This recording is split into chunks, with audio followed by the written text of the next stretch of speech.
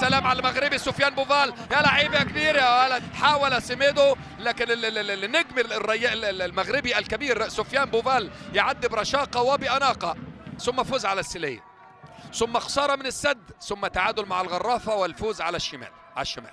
لكن اخر مباراه كان التعادل مع السليه 2-2، قبلها الفوز على المرخيه. وادي الكره العرضيه، يا سلام يا نزونزي والله، لان مش كل اللعيبه لما بتدخل الزحمه بتعرف تتصرف لو مش محضره. يا سلام على سفيان بوفال، فرصه الثالث والله، فرصه الثالث والله، لا لا لا لا لا لا لا لا على طول، لا لا لا لا لا لا لا لا لا لا لا لا لا لا هو برضه هو سفيان بوفال، لا تراجع ولا استسلام، حس عن الانتصار. شوف الانطلاق والاختراق، عدى بشكل جميل سفيان بوفال، عملها على طول الى بولي، لم يكن متسلل ابدا. ترجع تاني لسفيان بوفال بكل هدوء، بكل ثقه، بكل تأني، أقدامه تغني وتعزف لحن لحن رياني.